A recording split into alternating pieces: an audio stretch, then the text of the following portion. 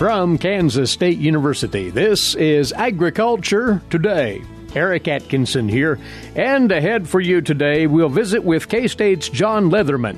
John will discuss a brand new analysis he's co-authored that was unveiled during the recent K-State Risk and Profit Conference.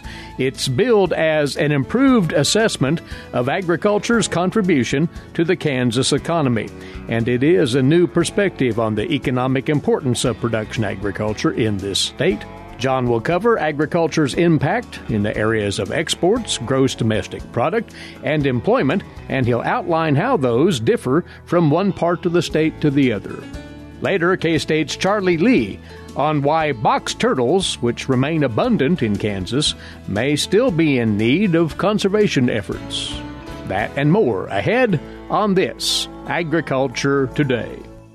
A social distancing tip. While the CDC urges you to avoid close contact, like hugging or shaking hands, there are other non-physical ways to say hello.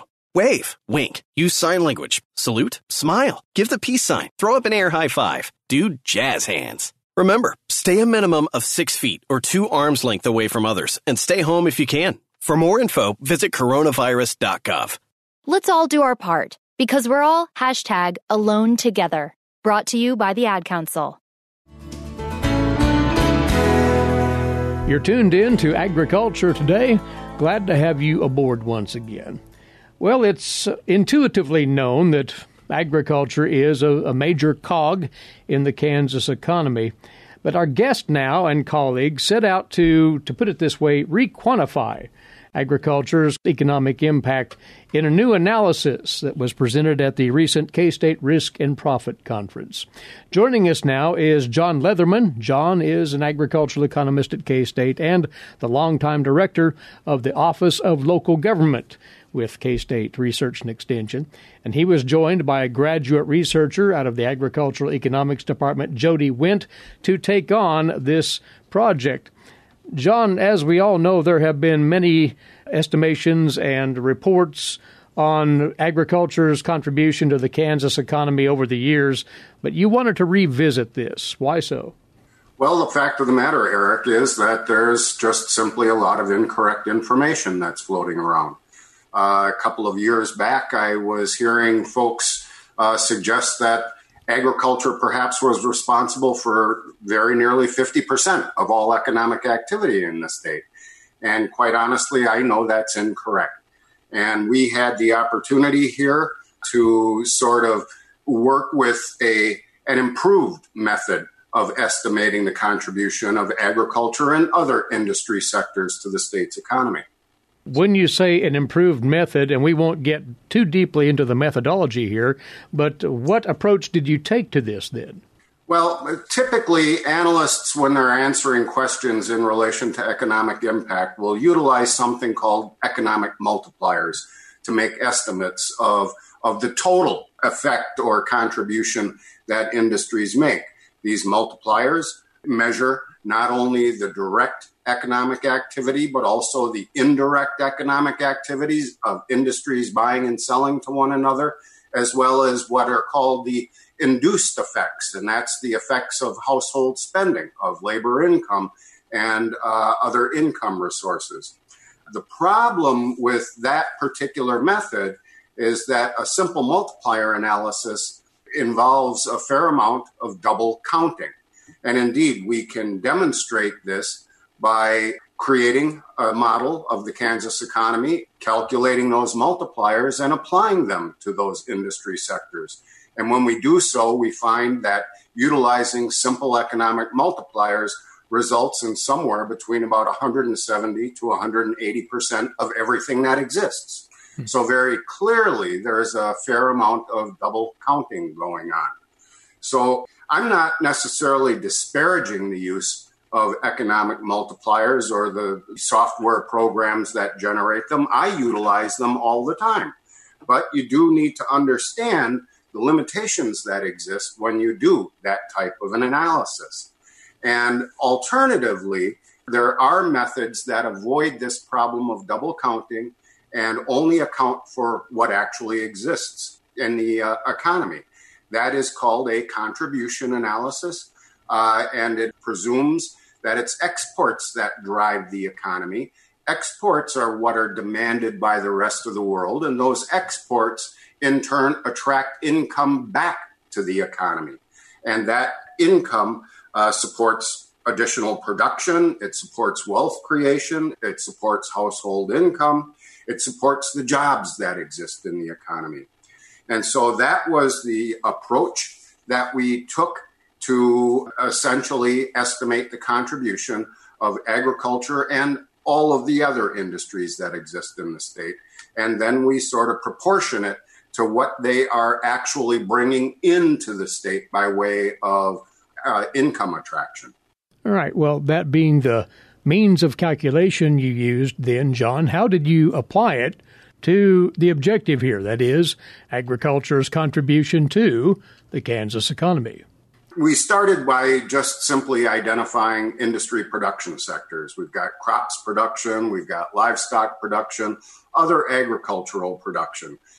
But a lot of folks believe that we need to include certain of the food processing industries. They would point to Southwest Kansas and say, meat packing at the scale that it is simply wouldn't exist if it weren't for the corn and the livestock that are present in that part of the state. Well, that's true enough. But the question that we have is, what do we want to count as ag-related? A lot of folks will just simply grab anything and everything that sounds like food and lump that together and say that's agriculture. Well, we don't think that that's the appropriate approach. And what we can do is we can actually look at the connections between various processing activities and agricultural production. We can see what proportion of their inputs actually come from agricultural production.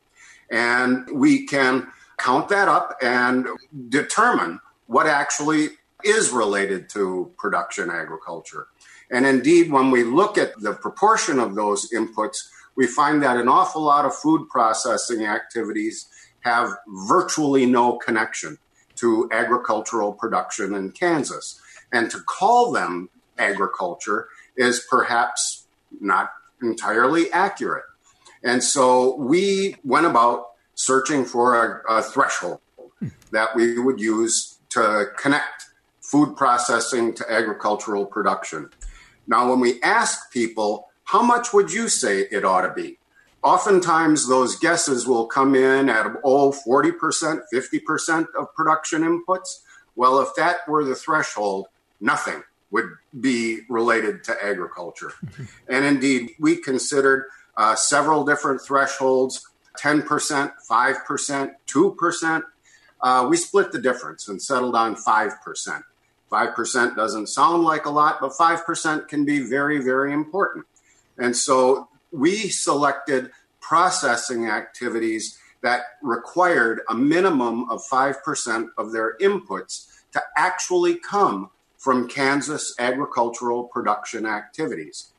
Now, the results of that analysis provide a great deal of insight into the relationships that exist between industries, households, the sources of demand for goods and services produced in the state. But importantly, it also provides insight into the money that is attracted back to the state. That is really what we are counting when we are counting contribution back to the Kansas economy.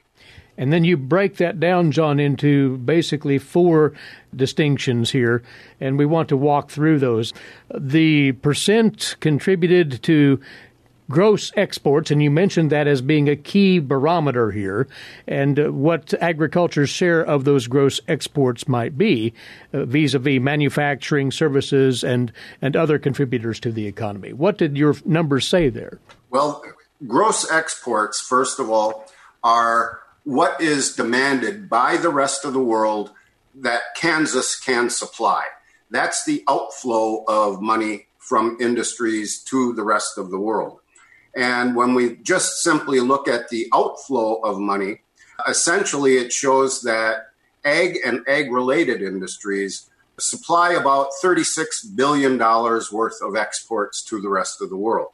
That is impressive, but as we consider, its relative share compared to all other industry sectors, it comes in at number 4. Manufacturing is the big one that produces exports for the rest of the world. We also have a considerable amount of service activities that are exported to the rest of the world. And ultimately, ag and ag-related comes in at number 4 with $36 billion worth of outflow. Then you look at this from another vantage point, and you term it the Kansas base value added component, or another way to say that would be GDP, gross domestic product, and what agriculture's share of that might be. Yes. The base exports are actually the inflow of financial resources into the economy, and thus constitute what we consider a contribution. Now, this inflow of GDP or value added, that's the inflow of income that supports the creation of new wealth in the Kansas economy. That is, once again, money coming in, creating wealth, and that is synonymous with GDP. And their ag and ag-related attract about $15 billion worth of new wealth in the Kansas economy. And once again, manufacturing is the big one. That is number 1. And ag-related comes in at 5th among all of our industry sectors. And so that is a considerable influx of wealth that is contributed to the overall Kansas economy. But there again, ag-related comes in at number 5 among all of our industry sectors. Well, there's much more we want to bring out of this new improved assessment of agriculture's contribution to the Kansas economy, as it's titled, that John presented at Risk and Profit Conference recently. And that includes the differences we see from one reach of Kansas to the other, which is a very important part of this story. John, if you'd stand by, we'll be back in just a minute after the break. John Leatherman, K-State agricultural economist, is with us, and you're tuned to Agriculture Today. When you are in need of timely, reliable, and trusted information, K-State Research and Extension is here. Whether it's organizing people, information, or resources, they have the necessary tools. Community comes first for K-State Research and Extension. For more information and to connect with your county's extension agents, visit www.ksre.k-state.edu. We're back now on Agriculture Today and picking up on our conversation with K-State agricultural economist John Leatherman. John, again, the director of the Office of Local Government at K-State, and one of the co-authors of this new analysis of agriculture's contribution to the Kansas economy. He and his research colleague Jody Wint passed their findings along on this at the recent Risk and Profit Conference hosted by K-State virtually. Again, in sum, they used a different methodology in gauging the impact of agriculture on the Kansas economy. And they did come up with findings that differ from some of the other analyses that have been done in the past. But they also came to some equally interesting conclusions about the differences in that impact as you go from one part of the state to the other, and we'll be getting into that. John, one of the things that you and Jody examined as part of this was the influence of agriculture, as defined in the method you used here, on household incomes. You might explain that further. Household income is essentially synonymous with the economic welfare of Kansas families. Okay. And that is something that we also are very concerned with. Is how are people doing? This is the income that households control. And it's kind of interesting looking at this portion of the analysis insofar as people might be surprised that the largest single contributor to household income are actually payments to household that come from outside of the state. These would constitute things like Social Security, the value of Medicare payments, various other types of transfer payments, things like public assistance such as Medicaid and food stamps or disability payments. It's dividend payments by non-local businesses. It's drawing on savings and other capital assets such as 401ks. Over 40% of all income in Kansas households comes from these sources. Wow. The other 60% comes from productive activities that exist here in the state. But there again, the largest source, single source of household income are these types of transfer payments. And when we look at all sources of household income, we see that ag and ag-related contributes about $9 billion to household income, or it's number 5 on the list of our industry sectors when we include these transfer payments that come into households. And then there's the employment factor, of course, that's integral to the state of the economy total. And where do agricultural activities rate as far as that employment contribution? Well, once again, the big one is manufacturing. That is number 1. Government and services are also big contributors. Those are 2 and 3. Agriculture and ag-related is 4th, contributing about 11% of total employment in the state of Kansas. We measured that agriculture and ag-related directly provides about 103,000 jobs. In total, ag and ag-related contributes about 180,000 jobs throughout the Kansas economy. And there again, that one ranks at number 4. We should mention as well, John, and you and Jody presented this at the Risk and Profit Conference as well, that there are very great distinctions and differences as far as agricultural contributions in these categories, each of them, depending on where you are in the state. You broke it down by district. Well, we sort of anticipated that some people might want to balk at our overall statewide analysis. And they might say, well, that may be true for the state as a whole, but I know it's not that way in my area of the state. And indeed, that is correct. And what we did was we utilized the Kansas Department of Agriculture's agricultural districts, and we replicated the analysis 9 additional times so that we could see what was going on in various regions within the state of Kansas. And it is pretty stark to see how things change, especially moving from east to west. Of course, the east part of the state is the more populous part of the state. There's more economic activity going on. And therefore, when we calculate these shares of total, agriculture looks to be relatively small. That doesn't mean that it doesn't have a very substantial presence. But when you look at areas like the East Central region where Johnson County is located, or the South Central region where Wichita is located, agriculture would seem to be relatively minor part of the overall economy. But that's not true when you look on the ground because these are very, very productive agricultural regions. But here again, when we get way over to the western end of the state, things look very, very dramatically different. That area of the state is much, much more agriculturally dependent. And indeed, as we move from east to west, just considering exports from these various districts, it ranges from about 4% in the East Central region where Johnson County is located to greater than 50% in the Southwestern region where we have all of the meat processing occurring and the irrigated agriculture activity ongoing. And when we consider the picture for household income or for other types of measurements, similarly, it ranges from about 3% or so way on the east side of the state up to in excess of 40% when we get to the southwest area of Kansas.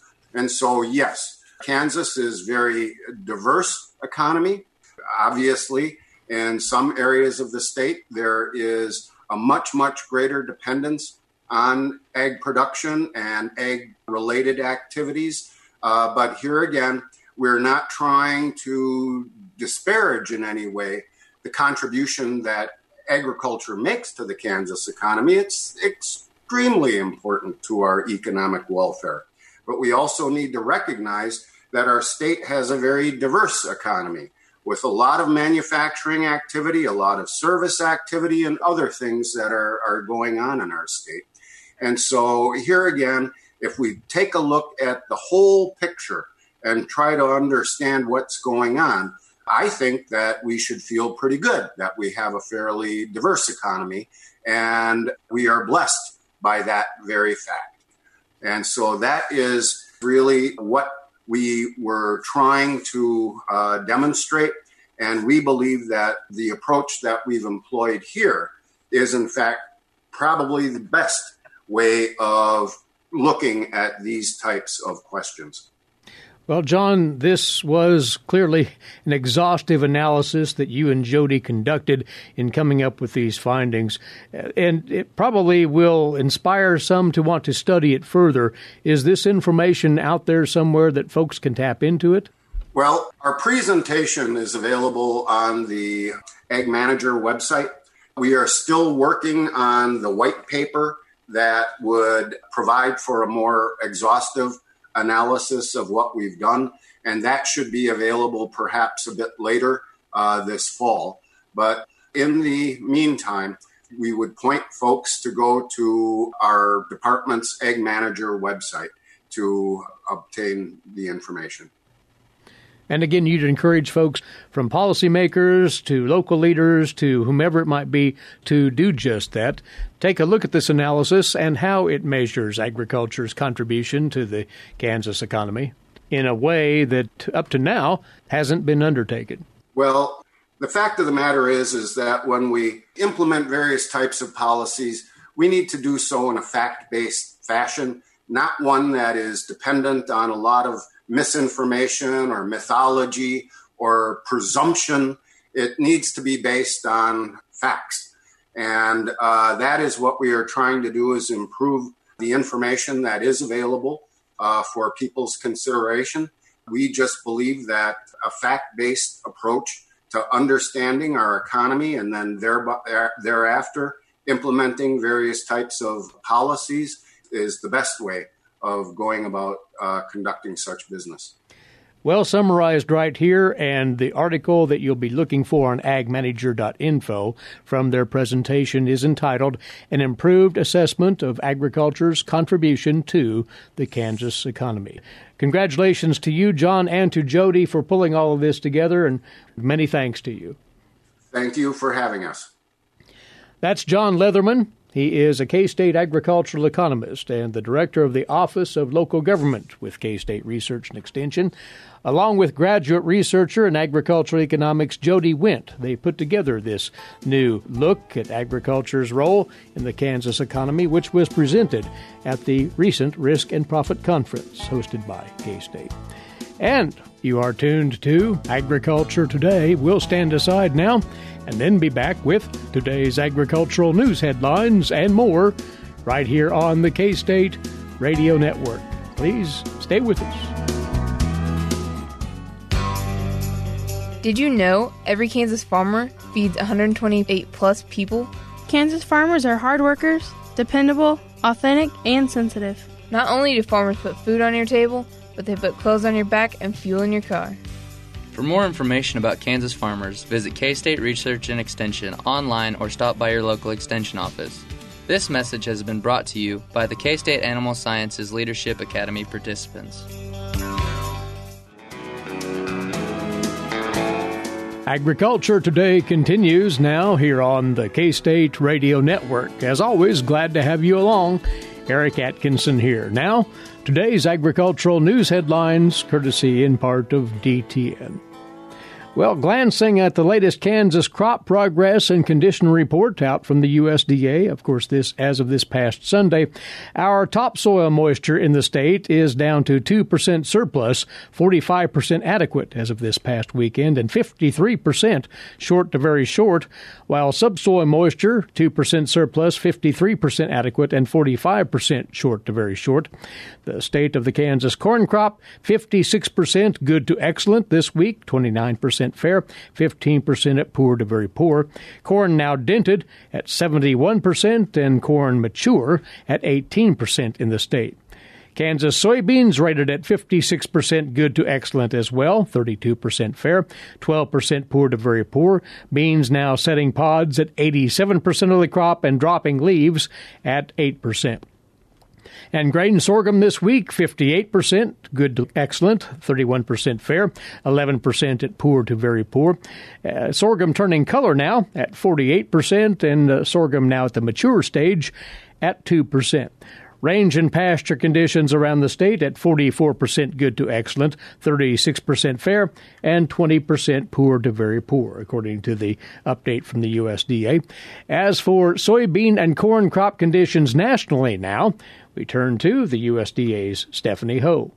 Crop conditions in the Midwest continue to decline. Really, one of the quiet stories of the last several weeks has been the drought across parts of the Midwest. And along with that, of course, still dealing with the after effects of the August 10th derecho. That was USDA meteorologist Brad Rippey. Nationally, 62% of the corn rated good to excellent on the 30th of August. That is down 2 percentage points from last week. And if you look at the pre-derecho number for the U.S., we saw corn on August 9th, 71% good to excellent. So we've seen a 9% decline in that number over the last 3 weeks. Meanwhile, drought also is causing declining conditions in soybeans. 66% of the crop rated good to excellent. That is down from last week's 69%. 10% of the crop rated very poor to poor, and that compares to last week's 8%. This is Stephanie Ho for the U.S. Department of Agriculture in Washington, D.C. A look at the USDA's latest Farm Product Price Index report shows declines for many products, with a few notable exceptions, though. Here's more from the USDA's Gary Crawford. Each month, the USDA takes a look at prices received by farmers for all products and produces a price index. Well, USDA is just out with its version for July, showing farm prices dropping 2% in July, taking the index overall down 4.3% below a year ago. Now, not every crop or product has registered declines, but here's a quick look at a few commodities. Corn in July gaining a nickel a bushel during the month at an average $3.21 a bushel, down almost $1 from July of 2019. All wheat falling 2 cents in July to $4.54 a bushel, 3 cents higher than a year ago. Soybeans showing the most strength in July, adding on 17 cents to an average $8.51 a bushel, 13 cents higher than 2019. Livestock, almost universal trend of lower prices. Hogs taking the biggest hit, losing $1.40 a hundredweight in July, and the average price $39.90 was $16.70 lower than July a year ago. Beef cattle, similar story, but milk rose in July, selling for $1.80 a hundredweight more than a year ago. Gary Crawford for the U.S. Department of Agriculture. And Congress will need to decide whether to expand the USDA's disaster program to cover more recent disasters, such as Hurricane Laura and the derecho storm. That, according to USDA Secretary Sonny Perdue. In comments yesterday, he said that the department is trying to assess how much funding is still available from the Wildfire and Hurricane Indemnity Program Plus disaster program. WIP Plus was set up to help cover disasters from 2018 and 2019. Next up on Agriculture Today, this week's edition of Milk Lines with K-State dairy specialist Mike Brook. Mike? Today I'd like to visit with our Kansas dairy farmers concerning some of the issues that we see on the feed cost side of our expense sheet on our dairy farms. As we look at feed costs and we consider the many options that are out there, we really need to work very closely with our nutritionist, especially, I think, as we go through the next year or so. I think it's going to be important to carefully evaluate if we are feeding some byproducts on the dairy farm, whether or not that's still a good buy. So when we think about byproducts that we tend to feed here in Kansas, those might be things like distillers grains, corn gluten feed, maybe wheat midds, possibly soybean hulls. Whole cottonseed would be the main ones that we'd see on many of our dairies. We think about the more common types of supplements that we might be feeding, like canola meal or soybean meal. Those would be impacted by the volatility that we see in the commodities as well, and may reflect the current prices of commodities closer than maybe some of our other byproducts that we typically feed as a way to cheapen the diet. So, how do you evaluate all of these things, and how do you evaluate it in your diet? Well, that's where your nutritionist really comes in. You need to pay careful attention to why you're including different byproducts into the diet. For example, something like distiller's grains. You may be including it in the diet as a source of protein and a source of energy. And normally, distiller's grains prices in as a source of energy very well as a source of protein. So it's one of those feeds that typically we do have a place in the diet based on costs that we might want to include it. However, when you start looking at some of the other things that we have in the diet, things like corn gluten feed, you might want to think about why you have it in there. Sometimes it is actually a good buy on the energy basis. Sometimes we use it as a replacement to stretch out, say, corn silage or other forages that we might want to stretch on our farm. Sometimes we have some poor quality forages, and it's a way to stabilize some things in the diet. So if you have really good forages, and particularly if you have an ample supply of corn silage, and you are including corn gluten feed just as a way to extend forages, well, maybe it's not so needed now for that purpose, and maybe or maybe not. Does it really actually price in? In other words, is it cheapen up your diet, or does it make it more expensive relative to the forages that you might have available or that you might be able to purchase? So again, I want to encourage you as dairy farmers to stay very close to your nutritionist, have conversations about the different products that you're including into those diets, making sure that they are still very cost effective given the situation that we have in the current grain markets. This is Mike Brook with K-State Research and Extension, encouraging our dairy farmers to have some serious conversations with their nutritionist about feed cost. Thanks, Mike. And this is Agriculture Today. Social distancing slows the spread of coronavirus, so stay a minimum of 6 feet away from others and stay home if you can. More info at coronavirus.gov. Let's all do our part, because we're all #AloneTogether. Brought to you by the Ad Council. For you now on this Agriculture Today, it's our weekly segment on wildlife management. Accompanying us once more is Charlie Lee, wildlife specialist, K-State Research and Extension. Well, we'll take up this time, Charlie, the topic of box turtle conservation. We say conservation here, understanding that the box turtle is an extremely common reptile in Kansas, is it not? Yes, they're very common.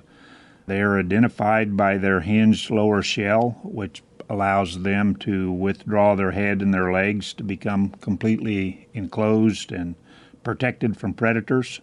The ornate box turtle has a showy yellow striped shell. It's found statewide and grows up to about 5 inches in the upper shell length.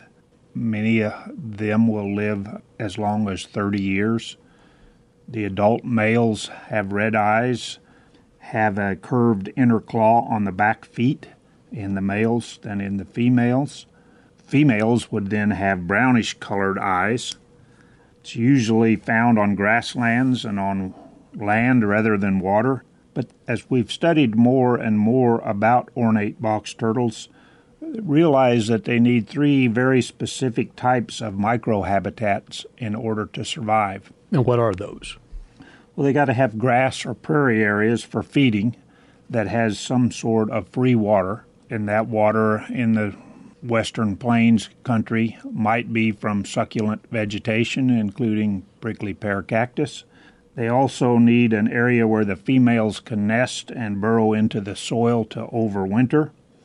And the third site would be sites for resting and thermoregulation, where they can bury themselves in the soil to protect themselves from extreme temperatures and avoid dehydration.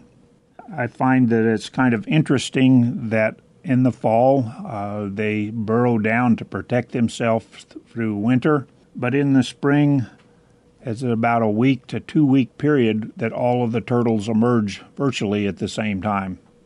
The burrows that they go into oftentimes are not deep enough to be below the frost line, but they can survive freezing soil temperatures for quite a few days. It can be as shallow as 15 inches to almost 30 inches in depth. The home range varies a lot depending upon where they've been studied, but here in Kansas it's typically about 5 acres, but it can be much larger than that. That large variability in home range size is affected by the season, the body size of the turtle, and that turtle actually returns to the same area year after year, and it prefers the same type habitat as where they were born. Ornate box turtles have been said to be 2 times more likely to be found in the same subhabitat type as the original, and are quite often found in many of the same places at the same time of the day, the same time of the season. Box turtles are omnivores with no particular dietary preferences. They're going to feed in an opportunistic manner. They eat whatever's available in any given location and season. Oftentimes it's grasses, berries, insects, or some other invertebrate like caterpillars, grasshoppers, beetles, earthworms. They will also eat fruits, vegetables, and carrion. Well, then what are some of the prominent concerns about preserving box turtles? What are the threats out there, either natural or human?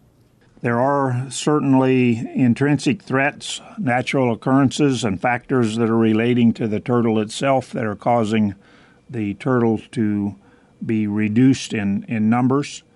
Birds such as crows and raptors, ravens, cats, dogs, opossums, raccoons, skunks, snakes, and even adult box turtles are potential predators of young turtles. They have very little means of self-defense other than closing themselves up into the shell, and oftentimes are consumed by predators because of that lack of defense mechanisms. They are protected in 6 Midwestern states like Colorado, Iowa, Indiana, Nebraska, or they may be listed as threatened or a species in need of concern. Some of those causes would be the late reproductive age, the low reproductive rate. They've got high young mortality, a long lifespan. We do know that climatic factors are a possible threat. Anytime we're concerned about excess temperatures, long periods of drought, all can have impacts on ornate box turtles. Many of them are killed by humans as they're run over on roadways and highways, and it's those human effects on box turtles that's probably been most responsible for their decline. Oftentimes that's changing prairie to crop ground that's resulted in the elimination of a lot of turtles.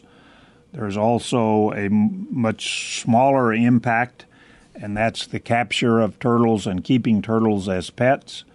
That would be allowed in Kansas under regulations that allow individuals to keep up to 5 individuals as long as they have a hunting license or legally exempt from having a hunting license within their own possession. Animals that are kept in captivity often have a shortened lifespan. They have more diseases than many people would expect. And again, I personally prefer that wildlife be kept wild and not kept as pets. However, there are many young people across the state that have had turtles in captivity for a short period of time and often enjoy and learn from their behavior. Broadly, though, preserving habitat and making sure that turtles have that adequate balance of cover and water and food, that really is at the root of the issue here as far as conserving the species, isn't it? Yes, like we've talked for most species, wildlife numbers are all about habitat. If we can provide habitat in the right type and location, many times the species will follow. So some considerations here on not only the background of the box turtle, but what it needs in the way of habitat, and keeping in mind it may seem abundant, but there are some concerns welling up about numbers declining in that species in this region. Charlie, thanks for the look at this today. Wildlife Specialist Charlie Lee, K-State Research and Extension. And once again, our time is away. Thanks for tuning in, and please be back with us here tomorrow. Until then, Eric Atkinson for Agriculture Today over the K-State Radio Network.